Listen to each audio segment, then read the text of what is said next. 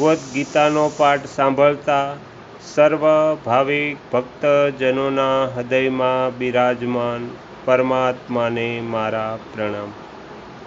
આજે પવિત્ર અમાસના શુભ અવસરે આપણે શ્રીમદ્ ભગવદ્ ગીતાનો 7મો અધ્યાય જ્ઞાન વિજ્ઞાન યોગનો પાઠ કરીશું। ભગવાન શ્રી કૃષ્ણ દ્વારા અર્જુનને આપેલ આ અધ્યાયમાં પરમાત્માનું સાચું જ્ઞાન અને તેની મહિમાનું સુંદર વર્ણન કરવામાં આવ્યું છે। ચાલો ભક્તિભાવથી શ્રવણ કરીએ અને જીવનમાં ધારણ કરવાનો પ્રયત્ન કરીએ।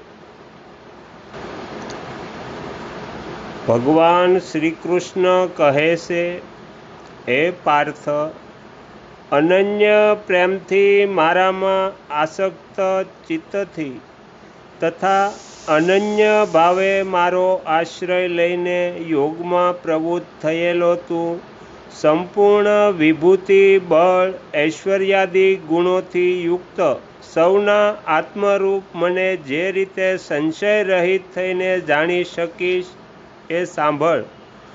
હું તને આ વિજ્ઞાન સહિત તત્વજ્ઞાન સંપૂર્ણપણે કહીશ।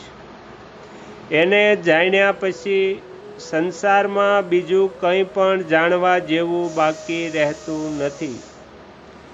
હજારો મનુષ્યમાંથી કોઈક જ મારી પ્રાપ્તિ માટે યત્ન કરે છે અને એ યત્ન કરનારા યોગીઓમાં પણ કોઈક જ મારા પરાયણ થઈને મને તત્વથી અર્થાત યથાર્થ રૂપે જાણે છે।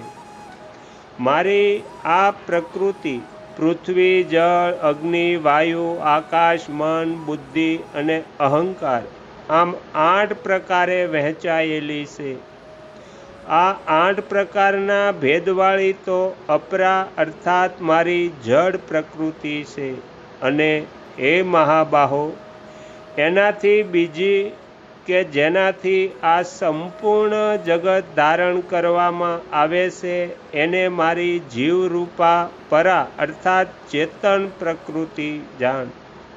હે અર્જુન, તું એમ સમજ કે સર્વભૂતો આ બંને પ્રકૃતિઓથી ઉત્પન્ન થનારા છે અને હું સમગ્ર જગતનો ઉત્પાદક તથા સંહારક છું અર્થાત સમગ્ર જગતનું મૂળ કારણ છું।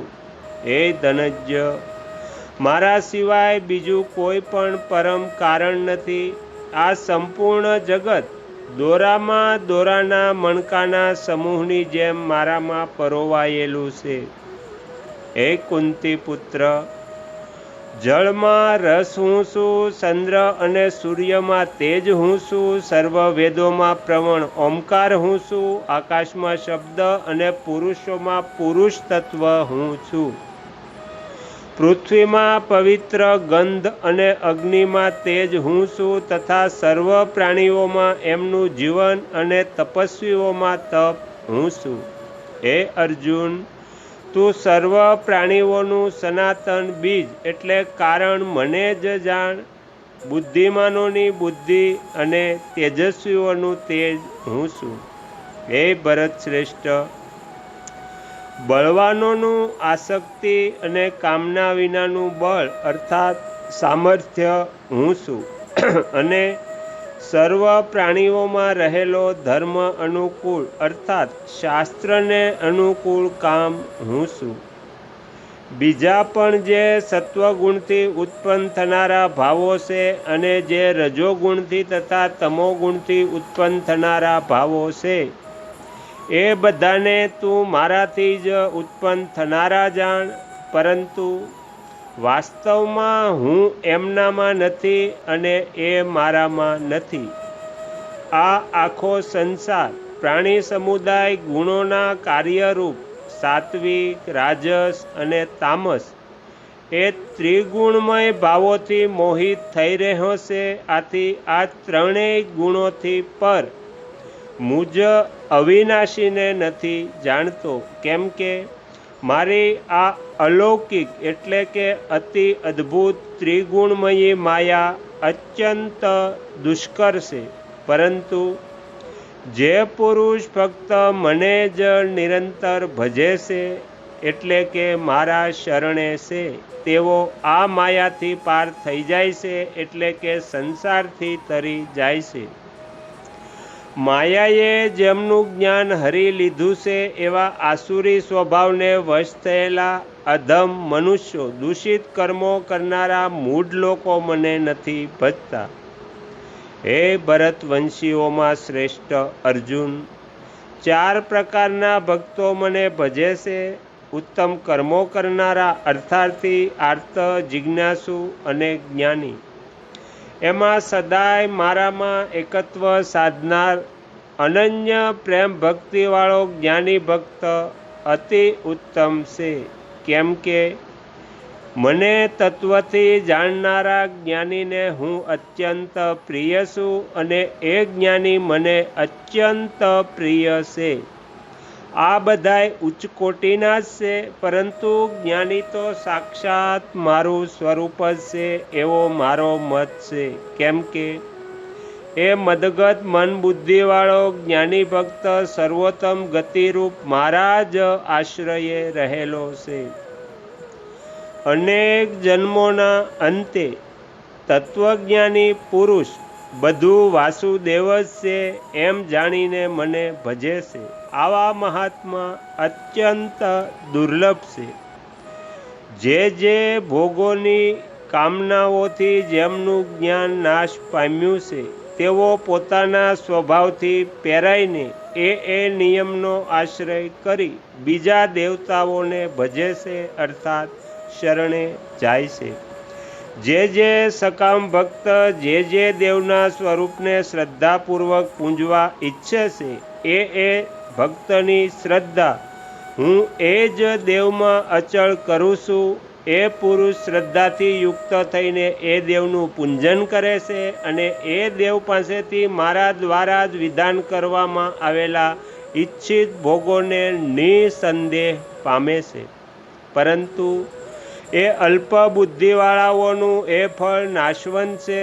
કેમ કે દેવોને પૂજનારા દેવોને પામે છે, પણ મારા ભક્તો ભલે કોઈ પણ રીતે ભજે, અંતે તેઓ મને જ પામે છે.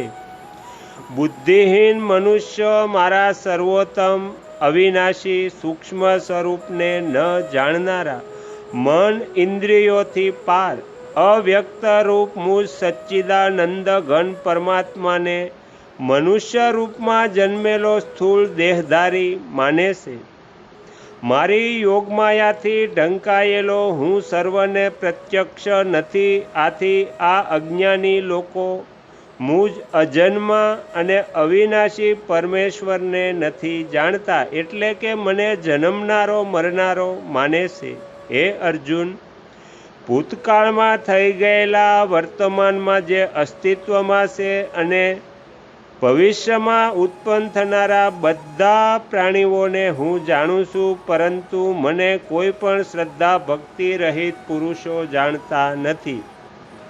હે શત્રુઓને તપાવનાર ભરતવંશી, સંસારમાં સર્વ પ્રાણીઓ જન્મકાળે ઈચ્છા અને દ્વેષથી ઉત્પન્ન થયેલા સુખ દુઃખાદી દ્વંદ્વોના મોહથી અત્યંત વ્યાકુળતાને પામે છે. પરંતુ નિષ્કામ ભાવે શ્રેષ્ઠ કર્મોનું આચરણ કરનારા જે પુરુષોના પાપ નષ્ટ થઈ ગયા છે, તેઓ રાગ દ્વેષાદી દ્વંદ્વના મોહથી મુક્ત થઈ દૃઢ નિશ્ચયથી મને સર્વ પ્રકારે ભજે છે.